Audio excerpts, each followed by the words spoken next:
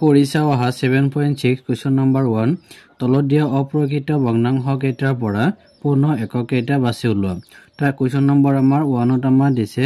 যে তলত আমাৰ কিছুমান অপ্ৰকৃত ভগ্নাংশ দিয়া আছে আৰু এই কেইটাৰ পৰা আমাৰ কি কৰিব লাগে আমাৰ পূৰ্ণ একক আমাৰ নিৰ্ণয় কৰিব লাগে তেছ প্ৰথমে যদি চাও যে একৰ এটো আমাৰ দিছিল আমাৰ 10/3 ইয়াৰ পৰা আমি পূৰ্ণ এককটো আমি কোনটো হ'ব আমাৰ যেনে ধৰ আমি লিখাটো চাই লোৱা যেনে 10/3 পূৰ্ণ একক যে পূৰ্ণ একক হল যে ইয়াৰ এককটো আমি কেনেকৈ পাম যেনে 3 টো ইয়াত কি হৰণ হৈ আছে তাকে আমি হৰণ দিম অৰ্থাৎ 3 ইয়াত আমি হৰণ দিম অৰ্থাৎ 3 10ত কেইবাৰ 3 বাৰ অৰ্থাৎ 3 গুণ কিমান হল আমাৰ 9 তে 10ৰ পৰা 9 গলে 1 এই ওপৰত যেটো আমি ভাগফল পাইছো এইটো কি আমাৰ পূৰ্ণ একক বুলি কোৱা হয় তেন্তে আমাৰ এই 10/3 যেটো আছে ইয়াৰ পূৰ্ণ এককটো আমাৰ কিমান হ'ব আমাৰ 3 হ'ব সেম একে নিয়মত আৰু যদি আমি চাও এন্তে বি নম্বৰটো আমাৰ কিমান দিছে 13/4 এটা আমাৰ 13/4 তা ইয়াৰ এনসাৰটো হ'ব আমাৰ 13/4 ৰ পূৰ্ণ একক হল ইয়াক আমি কি কৰিম এই 4টো আমাৰ 13ত কি হৈ আছে হৰণ হৈ আছে গে লিখিম যে 13 হৰণ আমাৰ 4 তা 4 একত না যায় 13ত আমাৰ কেইবাৰ 3 বাৰ অৰ্থাৎ 4 3 গুণ কিমান হ'ব 12 এতিয়া 13 পৰা 12 গলে 1 অৰ্থাৎ এই যেটো আমাৰ ভাগফল ইয়াত আমাৰ 3 আছে এটো আমাৰ কি হ'ব এই 13/4 ৰ আমাৰ এই ভাগফলটো হ'ব আমাৰ পূৰ্ণ একক অৰ্থাৎ ইয়াৰ এককটো কিমান হ'ব আমাৰ 3 হ'ব সেম একে নিয়মত আমি সি টো যদি আমি চাও সি টো আমাৰ কিমান দিছে 17/5 ইয়াৰ আমি পূৰ্ণ এককটো আমি নিৰ্ণয় কৰিম 17/5 ৰ পূৰ্ণ একক হল 17 হৰণ কি এটা আছে আমাৰ 5 আমি 5 আমি দিম তে 5 17ত কেইবাৰ 3 বাৰ কাৰণ 5 3 গুণ 15 4 দিলে 20 হৈ যাব কাৰণ 5 3 গুণ 15 এতিয়া 17 পৰা 15 গলে কিমান 2 অৰ্থাৎ এই যেটো আমি ভাগফল পালো এটো আমাৰ কি হ'ব পূৰ্ণ একক হ'ব অৰ্থাৎ এটো সংখ্যাৰ পূৰ্ণ এককটো আমাৰ কিমান হ'ব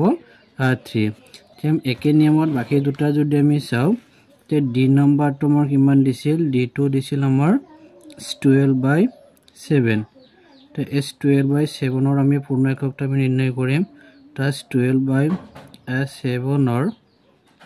পূৰ্ণ একক হল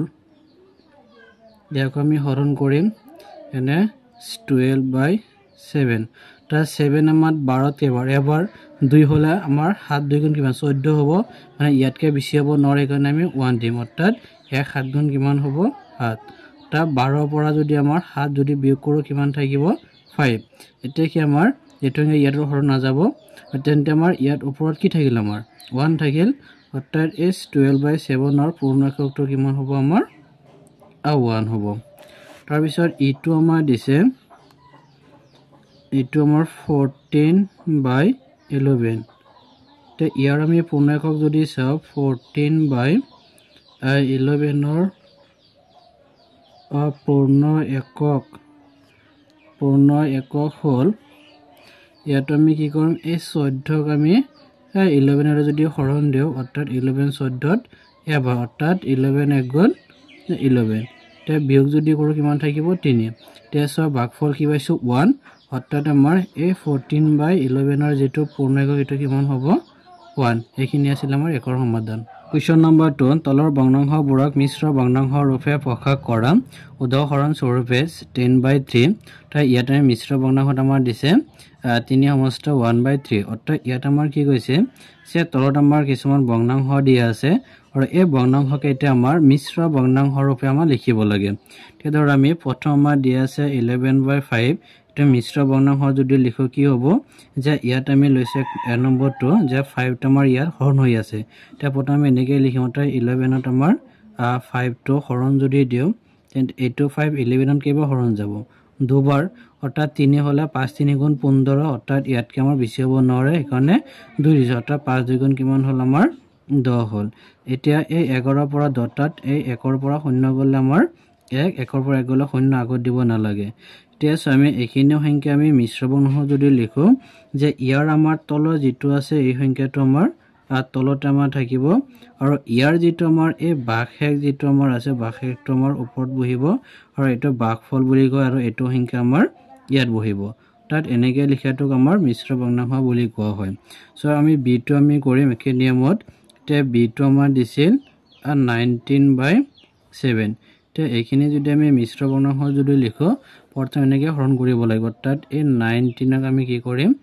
7 এৰ আমি হৰণ কৰিম তে 7 আমাৰ 19ত কেইবা হৰণ যাব ধৰ দুবাৰ তে 3 দিলে কিমান হ'ব 7 3 গুণ 21 হ'ব কাৰণ ইয়াতকে বেছি হ'ব নৰে কাৰণে আমি 2 লিখিম তা 7 2 গুণ কিমান হ'ল 7 2 গুণ হল আমাৰ 14 তে ইয়াৰ পৰা b কো 9 ৰ পৰা 4 গলি ফলে 5 1 ৰ পৰা গলে 0 0টো দিব নালাগে তে এটো আমি মিশ্ৰ ভগ্নাংশ যদি লিখো তলত যেটো 7 আমাৰ 7 আমাৰ বহিব ওপৰত বহিব আমাৰ ইয়াৰ পৰা হে ভাগশেষটো আমাৰ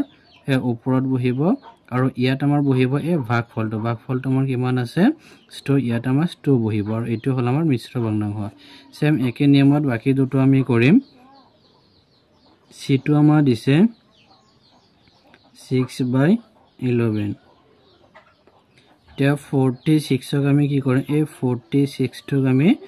11 এৰ আমি হৰণ দিম তে 11 আমাৰ সাইড না যায় 6 ললে 46 আৰু 46ত কেবাৰ 4 বাৰ অৰ্থাৎ 11 4 গুণ কিমান হ'ব আমাৰ 44 হ'ব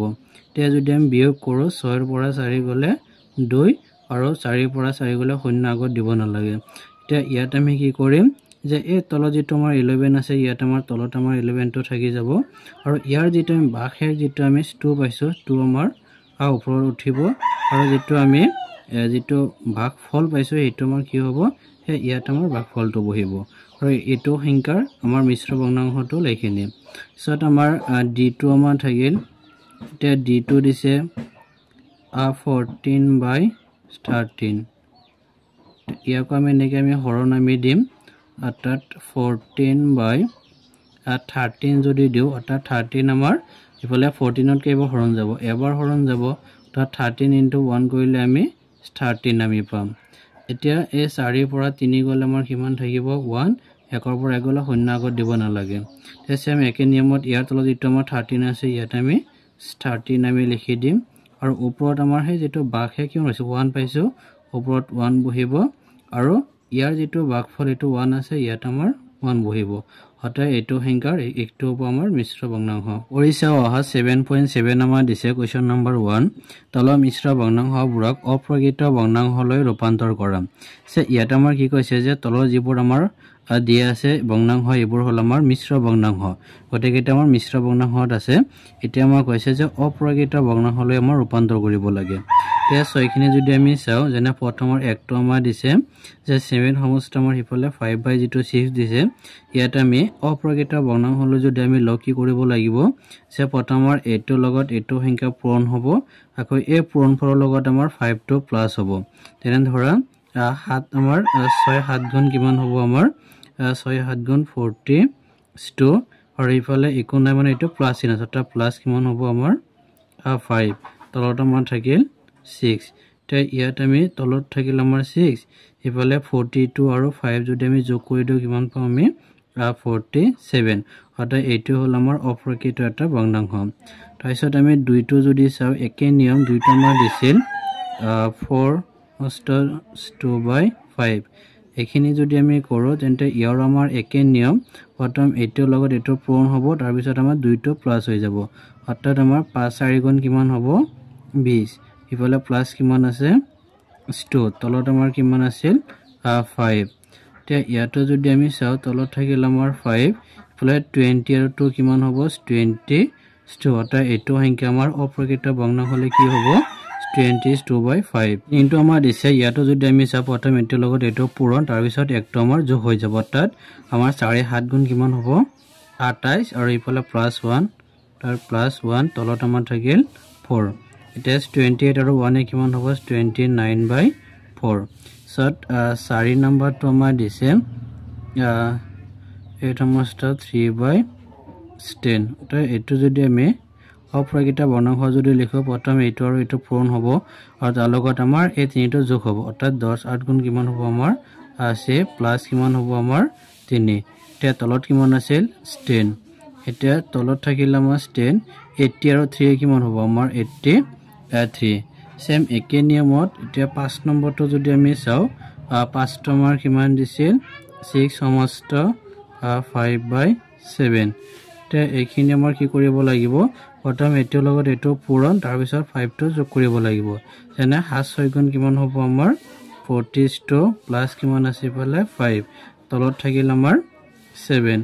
তে তলত আমাৰ হ'ব 7 এতিয়া 42 আৰু 5 এ কিমান হ'ব আমাৰ 47 এটো হল আমাৰ অপ্ৰকৃত ভগ্নাংশ